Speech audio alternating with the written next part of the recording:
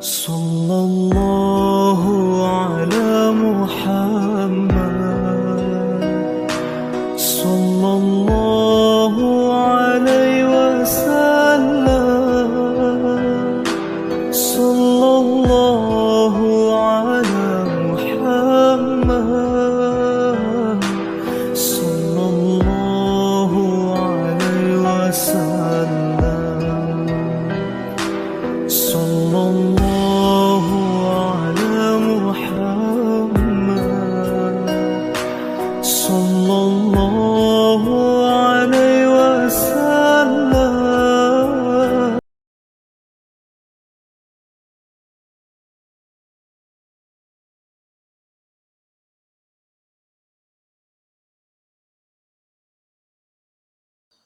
Assalamualaikum warahmatullahi wabarakatuh. Bismillahirrahmanirrahim. Alhamdulillahi rabbil alamin. Wassalatu wassalamu ala sayyidina Muhammad miftahi babi rahmatillah adada ma fi ilmillah salatan wa salaman daimaini bidawami mulkillah wa ala alihi wa sahbihi wa man walah. Allahumma la ilma lana illa ma 'allamtana wa la fahma lana illa ma 'allamtana innaka antal alimul hakim. Allahumma harisna min dhulumatil wahmi wa akrimna binuril fahmi waftah lana abwaaba fadlika wa rahmatika wa khazain ilmika. Allahumma inna nas'aluka fahman nabiyyin wa hifdzal mursalin wa ilhamal malaikatil muqarrabin. Allahumma aghnina bil ilmi wa zayyinna bil hilmi wa akrimna bit taqwa wa jamilna bil afiyah ya arhamar rahimin. Amin ya rabbal alamin. Alhamdulillah, segala puji milik Allah. Kita bersyukur kepada Allah Subhanahu wa ta'ala atas limpahan nikmat yang selalu Allah berikan kepada kita. Khususnya adalah nikmat kita bisa untuk senantiasa beribadah kepada Allah Subhanahu wa ta'ala. Sebagaimana dijelaskan bahwa al-istiqomah khairum min alfi karamah, bahwa istiqomah di dalam beribadah kepada Allah lebih baik daripada 1000 keramat. Keramat itu adalah kemuliaan dari Allah Subhanahu wa ta'ala untuk para wali. Sedangkan yang lebih mulia, keramat yang paling afdol, yang paling baik, yang paling mulia, itu adalah istiqomah di dalam beribadah kepada Allah Subhanahu wa ta'ala. Maknanya ini adalah kemuliaan yang paling besar dari Allah. Kemuliaan yang paling besar yang Allah berikan kepada hambanya ketika Allah jadikan hamba itu istiqomah di dalam beribadah kepada Allah.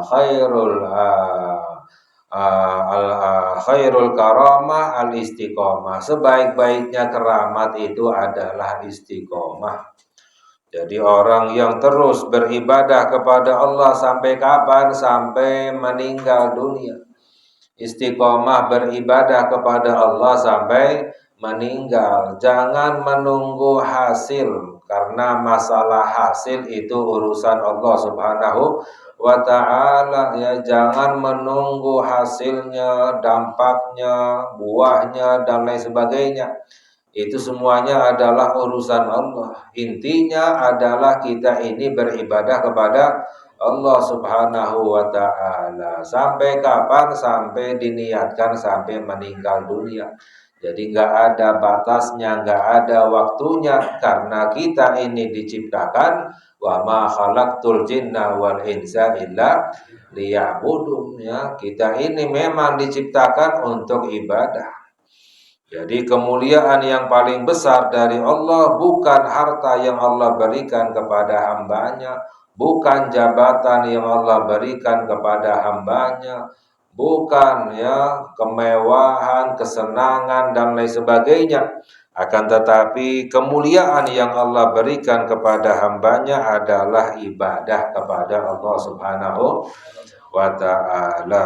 Alhamdulillah, kita melanjutkan kajian kita di dalam pembahasan tentang syarah hadis Jibril. Galal musannif hafizahullah wa mata'ana bihi wa bi'ulumihi fid darain, sampai pembahasan kita meneruskan tentang sejarah singkat Sayyiduna Muhammad sallallahu alaihi wasallam. Kita kaji sebelumnya tentang bagaimana masa kecilnya Nabi Muhammad sallallahu alaihi wasallam. Siapa saja wanita yang menyusui Nabi Muhammad sallallahu alaihi wasallam, dan akhlaknya Nabi Muhammad dari kecil sudah diperindah oleh Allah. Akhlaknya sudah dididik langsung oleh Allah Subhanahu wa taala. Bahkan para ulama menjelaskan bahwa hikmah bahwa Nabi Muhammad sallallahu alaihi wasallam yatim piatu, ya, dalam kandungan ayahnya meninggal ketika umur 6 tahun, ya, ibunya meninggal. Hikmahnya apa? Hikmahnya adalah agar benar-benar yang mendidik Nabi Muhammad sallallahu alaihi wasallam itu adalah Allah Subhanahu wa taala, ya. Jadi dari kecil beliau sudah bersih, suci daripada kotoran-kotoran jahiliyah, sifat-sifat jahiliyah. Dari kecil Allah sudah karuniakan kepada beliau akhlak-akhlak yang indah, akhlak-akhlak yang baik, sifat-sifat yang terpuji. Bahkan ketika pada masa jahiliyah, beliau Nabi Muhammad sallallahu alaihi wasallam sudah dijuluki dengan Al-Amin, yang terpercaya.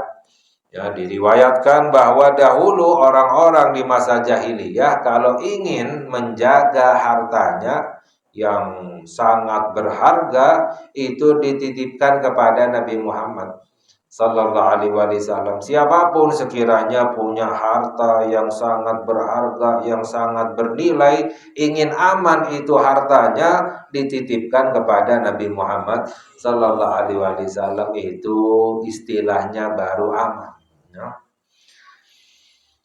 Lalu yang berikutnya adalah walamma balagha itsnatai asyrata sanatan safara ma'a ammihi Abi Thalib ila Syam. Dan ketika Nabi Muhammad sallallahu alaihi wasallam umurnya 12 tahun itu musafir bersama pamannya yaitu Abu Thalib, ya. Diajak musafir, ya, bepergian menuju Syam. Hatta balaga Busra, sampai ke tempat yang namanya Busra. Ketika di perjalanan tempat yang namanya Busra, fara'ahu bahiran ar-rahib, lalu melihatnya seorang rahib. Rahib itu pendetanya, ya, pendetanya orang Yahudi atau Nasrani, ya. Rahib Nasrani Yahudi, ya. Jadi rahib, ya, ahli ibadahnya, ya, pendetanya orang Yahudi yang namanya Bahira. Sedangkan Bahira ini fa'arafahu bisifatihi, mengenal, ya, beliau Nabi Muhammad sallallahu alaihi wasallam dari sifat-sifatnya.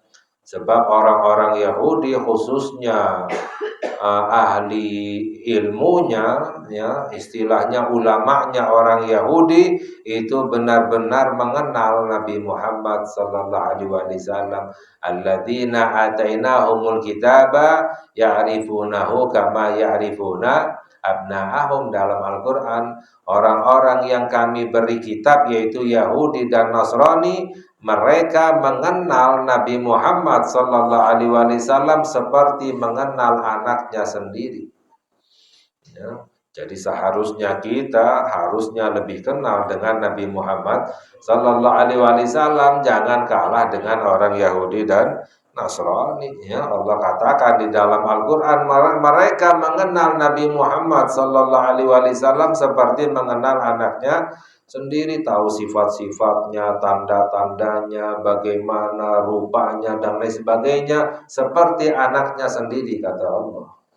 Bahkan dalam riwayat hadis ada sahabat ketika turunnya ayat ini menanyakan langsung kepada orang Yahudi. Dahulu ada orang Yahudi di Madinah. Apakah benar kalian itu mengenal Nabi Muhammad sallallahu alaihi wasallam seperti anaknya sendiri? Orang Yahudi itu menjawab, lebih daripada anak kami sendiri. Ya, karena begitu dijelaskan dengan sejelas-jelasnya oleh Allah di dalam Taurat dan Injil, dijelaskan oleh Nabi Musa, nabi-nabinya Bani Israel, dijelaskan oleh Nabi Isa. Wa idh qala Isa ibn Maryam ya Bani Israila inni Rasulullah ilaikum musaddiqan lima baina yadayya minat Taurati wa mubasyiran bi rasulin ya'ti min ba'di ismuhu Ahmad. Ya, dalam Al-Qur'an ya, Allah berfirman, wa idz qala, ketika berkata Nabi Isa putra Maryam, wahai Bani Israel, sesungguhnya aku adalah utusan Allah kepada kalian membenarkan kitab yang sebelumnya, yaitu kitab Taurat, wa mubasyiran ya birasuli ya'ti min ba'di ismuhu Ahmad, dan aku memberikan kabar gembira dengan seorang rasul yang datang sesudahku yang namanya adalah Ahmad. Ya, ini sudah dijelaskan oleh Nabi. Maknanya Nabi Isa sudah menjelaskan kepada Bani Israel tentang Nabi kita Nabi Muhammad sallallahu alaihi wasallam. Nah, ini Bahira ketika perjalanan rombongannya ya, Abu Thalib ya bersama kafilahnya, rombongannya lewat ya di tempat ibadahnya, istilahnya di tempat ibadahnya rahib tadi itu ya. Itu melihat ada tanda-tanda, di situ ada tandanya Nabi Muhammad sallallahu alaihi wasallam ya, yang mana dinaungi oleh awan ya, dan ada cahaya dan lain sebagainya. Ya, tahu istilahnya melihat dalam Taurat. Ini adalah tanda-tanda Nabi Muhammad sallallahu alaihi wasallam. Akhirnya Bahira ini mengundang makan rombongannya Abu Thalib tadi itu yang sedang perjalanan. Padahal sebelumnya Bahira nggak pernah ngundang makan. Ya, tapi semua rombongannya Abu Thalib diundang, suruh masuk ke tempat ibadahnya ya, untuk dijamu makanan agar dilihat satu persatu mana Nabi Muhammad sallallahu alaihi wasallam ya. Akhirnya ketika masuk satu persatu ya, diperhatikan oleh Bahira rahib tadi itu, nggak ada Nabi Muhammad. Akhirnya tanya kepada ketua rombongannya yaitu Abu Thalib tadi itu, masih ada sisa ya orang yang tertinggal di rombongan? Kata Abu Thalib, nggak ada, hanya ada anak kecil ya satu, suruh masuk kata rahib. Akhirnya ketika ya disuruh masuk, dilihat, diperhatikan oleh rahib ya, baru rahib ini tahu bahwa ini adalah Nabi Muhammad sallallahu alaihi wasallam ya. Rahib bertanya kepada Abu Thalib, ini siapa? Kata rahib, ya, anak kecil ini. Ya, kata Abu Thalib, ini anakku. Rahib itu menjawab, bukan, ini bukan anakmu. Tidak seharusnya anak ini punya orang tua. Tahu sudah. Padahal belum pernah bertemu dengan Nabi Muhammad sallallahu alaihi wasallam. Ini anak gak punya orang tua. Ini siapamu istilahnya. Baru Abu Thalib menjawab, ini adalah keponakanku. Ayahnya adalah kakakku. Ya, kata Abu Thalib. Ya, faqala, lalu rahib itu berkata, hadza rasulu rabbil alamin, ini adalah utusannya Tuhan alam semesta. Ini akan menjadi utusannya Allah Subhanahu wa taala, nabi akhir zaman, yaitu Nabi Muhammad sallallahu alaihi wasallam ya. Akhirnya Bahira berkata, wa sa'ala ammahu yaruddahu khaufan alaihi minal yahud. Rahib itu meminta kepada pamannya yaitu Abu Thalib untuk mengembalikan, kembali kamu ke Mekah, jangan berangkat ke Syam, karena di situ khawatir terhadap orang-orang Yahudi yang ingin membunuh Nabi Muhammad.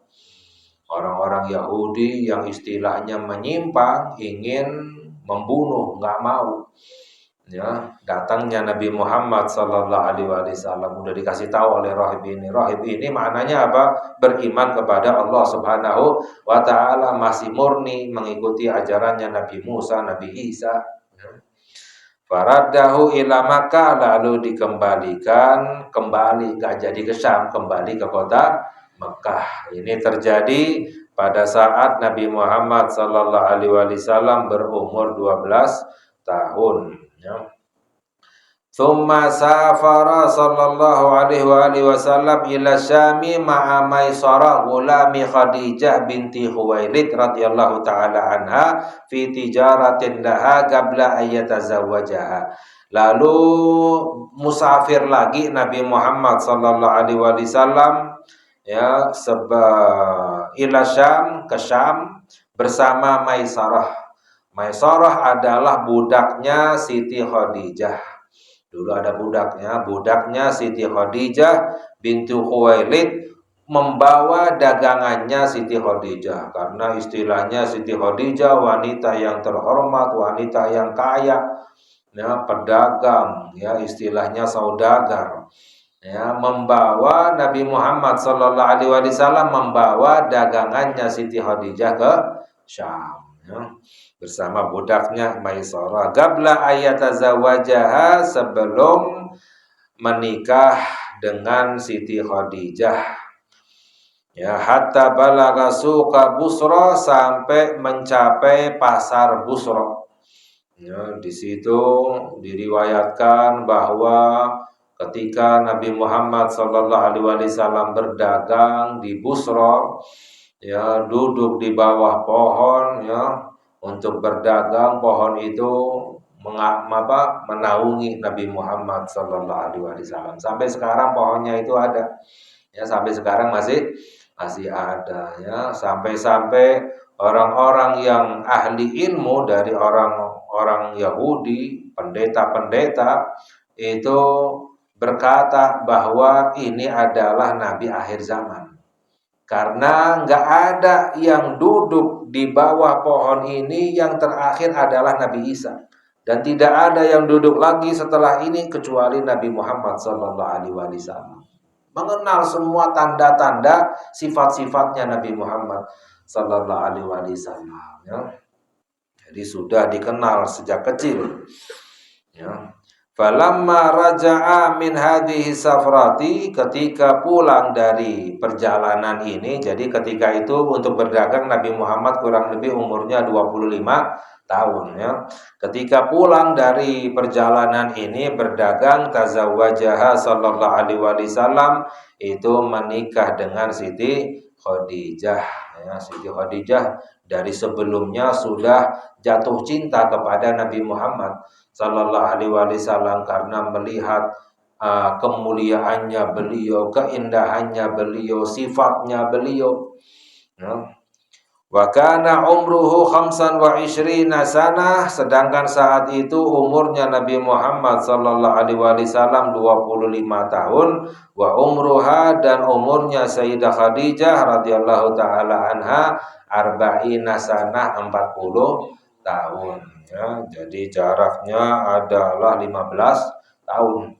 Wa asyad ma'ahu nahwa 25 sanah, dan hidup, ya, Siti Khadijah hidup bersama, membina rumah tangga dengan Nabi Muhammad sallallahu alaihi wasallam itu selama 25 tahun.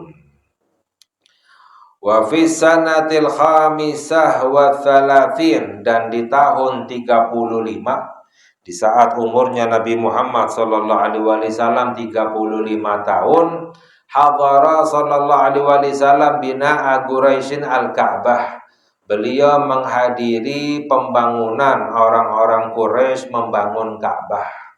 Karena Ka'bah udah istilahnya mau roboh, ya. Udah istilahnya udah lama, ingin dibangun, diperbarui. Ya, waja'aluhu hakiman bainahum, dan orang-orang Quraisy menjadikan beliau Nabi Muhammad sallallahu alaihi wasallam sebagai hakim, maknanya memberi keputusan. Mengapa? Di antara mereka bainahum lima tanaza'u fi man yadha'ul hajar al-aswad, karena mereka berselisih siapa yang akan meletakkan hajar aswad. Karena membangun Ka'bah, hajar aswadnya disingkirkan. Ketika sudah jadi Ka'bahnya, mau meletakkan hajar aswad, suku-suku Quraisy, ada banyak suku, itu berebut siapa yang akan meletakkan hajar aswad. Karena meletakkan saja sudah merasa mulia, ya. Bertengkar suku-suku Quraisy. Akhirnya ketika sedang bertengkar, mereka sepakat siapapun yang masuk, ya, yang datang kita jadikan sebagai hakim, pemutus, memberi keputusan. Ternyata yang masuk adalah Nabi kita, Nabi Muhammad Sallallahu Alaihi Wasallam. Semua orang-orang Quraisy berkata, kami ridho, kami nerima, rela beliau sebagai hakimnya, karena sudah dijuluki dengan Al-Amin, yang terpercaya. Akhirnya Nabi Muhammad Sallallahu Alaihi Wasallam memberi keputusan yang paling adil, yang paling aman, yang paling damai. Bagaimana? Ya, fa'amarahum biraf'ihi ma'an fi ridain. Nabi Muhammad sallallahu alaihi wasallam menggelar menghamparkan ridanya, sorbannya, hajar aswadnya itu diletakkan di tengah, setiap suku mengangkat, ya, ujung-ujungnya. Jadi semuanya mengangkat, ya. Semuanya ikut mengangkat, ya. Tsumma wada'ahu, sampai ke tempat hajar aswad. Tsumma wada'ahu sallallahu alaihi wasallam biyadihi syarifati fi mawdhihi, sampai ke tempat hajar aswad, itu diletakkan sendiri hajar aswad oleh Nabi Muhammad sallallahu alaihi wasallam, ya. Jadi sudah bisa memberi jalan keluar, keputusan, mendamaikan, ya. Itu pada saat umur beliau 35 tahun, ya. Itu juga diriwayatkan pada saat itu lahirnya As-Sayyidah Fatimah Zahra radhiyallahu taala anha, ya. Pulang dari situ lahir As-Sayyidah Fatimah Zahra, ya. Walamma balagha alaihi salatu wassalam arba'ina sanah atahu Jibril alaihi salam birrisalah. Dan ketika beliau Nabi Muhammad sallallahu alaihi wasallam mencapai umur 40 tahun, atahu Jibril alaihi salam birrisalah, didatangi oleh malaikat Jibril dengan membawa risalah dari Allah Subhanahu wa taala, ya. Diriwayatkan bahwa Nabi Muhammad sallallahu alaihi wasallam itu tidak pernah melihat rupa aslinya malaikat Jibril kecuali 2 kali. Selainnya itu menemui Nabi Muhammad sallallahu alaihi wasallam, malaikat Jibril rupanya seperti sahabat yang bernama Dihyah Al-Kalabi. Ya, karena malaikat Jibril malaikat cahaya. Jika berubah menjadi manusia, itu Dihyah itu terkenal orang yang sangat indah, ya. Sehingga jika berubah menjadi manusia, itu rupanya seperti sahabat tadi itu, Dihyah Al-Kalabi, ya. Itu diriwayatkan Nabi Muhammad sallallahu alaihi wasallam menemui malaikat Jibril alaihissalam menemui Nabi Adam kurang lebih hanya berapa kali. Menemui Nabi Ibrahim kurang lebih 30 kali. Menemui nabi-nabi yang lain hanya puluhan kali. Bahkan ada yang 3 kali, 4 kali seumur hidupnya. Paling banyaknya itu malaikat Jibril alaihissalam diriwayatkan menemui Nabi Musa alaihissalam itu sebanyak 300 kali. Ya, akan tetapi malaikat Jibril alaihissalam menemui Nabi Muhammad sallallahu alaihi wasallam itu sebanyak 124.000 kali. Ya, dalam masa hidupnya Nabi Muhammad sallallahu alaihi wasallam 124.000. Ya, 2 kali Nabi Muhammad sallallahu alaihi wasallam melihat rupa aslinya malaikat Jibril, yaitu ketika datangnya wahyu. Yaumul Itsnain, ya. Malaikat Jibril datang membawa risalah pada hari Senin. Di sab'a asyrata khalat min Ramadan, 17 Ramadan, hari Senin. bighari Hira alladzi kana yata'abbadu fihi, di gua Hira, yaitu di Jabal Nur yang mana digunakan untuk ibadah oleh Nabi Muhammad sallallahu alaihi wasallam. Karena sebelumnya Nabi Muhammad suka menyendiri beribadah di gua Hira ya selama beberapa lama, sampai datang malaikat Jibril alaihissalam. Wa awwalu Qur'anin nazala alaihi qauluhu ta'ala, dan Quran yang pertama turun wahyu Allah subhanahu wa ta'ala, firman Allah ya, Iqra bismi rabbikal ladzi khalaq, khalaqal insana min 'alaq, Iqra wa rabbukal akram alladzi 'allama bil qalam 'allamal insana ma lam ya'lam. 5 ayat ini. Walaupun ya diriwayatkan bahwa di saat malam itu inna anzalnahu fi lailatul qadar, kami turunkan Al-Qur'an itu ketika Lailatul Qadar, malam qadar, malam yang agung, malam yang mulia. Saat itu adalah Lailatul Qadar. Itu Al-Qur'an diturunkan sekaligus seluruhnya dari awal sampai akhir pada saat itu, sampai ke langit dunia di Lauhil Mahfuz. Nah, dari langit dunia Lauhil Mahfuz turun kepada Nabi Muhammad sallallahu alaihi wasallam secara berangsur-angsur ya, sesuai dengan kejadian sampai masa 23 tahun masa kenabiannya Sayyiduna Muhammad sallallahu alaihi wasallam ya. Itu diriwayatkan datang malaikat Jibril memeluk Nabi Muhammad sallallahu alaihi wasallam sampai beliau nggak bisa bernapas. Malaikat Jibril berkata, Iqra, bacalah. Nabi Muhammad menjawab, ma'ana biqari, aku tidak bisa membaca. Dipeluk lagi sampai nggak bisa bernapas, dilepas lagi, Iqra, bacalah, aku tidak bisa membaca. Ya, sampai ketiga kali baru Iqra bismi rabbikal ladzi khalaq ya. Nabi Muhammad sallallahu alaihi wasallam nggak bisa membaca, nggak bisa menulis. Bagi beliau itu adalah suatu kemuliaan. Kalau bagi kita nggak bisa baca, nggak bisa nulis berarti bodoh, ya kan? Tapi untuk Nabi Muhammad sallallahu alaihi wasallam nggak bisa baca, nggak bisa nulis, kesempurnaan beliau, kemuliaan beliau. Mengapa? Berarti benar-benar Al-Quran itu datangnya dari Allah Subhanahu wa ta'ala, bukan karangannya beliau, buatannya beliau, usahanya beliau. Semua hadis yang disampaikan, ajaran-ajaran, berarti itu benar semua datangnya dari Allah Subhanahu wa ta'ala. Beliau nggak bisa baca, nggak bisa nulis, nggak pernah baca kitab Taurat, Injil, ya kitab-kitab, nggak pernah ya. Berarti benar-benar Al-Quran itu adalah datangnya dari Allah, menunjukkan kebenaran Sayyiduna Muhammad sallallahu alaihi wasallam. Ya, insyaallah yang lain kita kaji lagi. Semoga Allah memberi keberkahan kepada kita dengan kajian kita sirah sejarahnya Nabi Muhammad sallallahu alaihi wasallam, dan semoga menjadi sebab dosa kita diampuni oleh Allah, iman kita dikuatkan oleh Allah, kita diberi hidayah oleh Allah, dijadikan hamba yang bertakwa kepada Allah, hajat-hajat kita dikabulkan oleh Allah bihaqi Sayyidina Muhammad sallallahu alaihi wasallam. Wa sallallahu ala Sayyidina Muhammad wa ala alihi wasahbihi wasallam.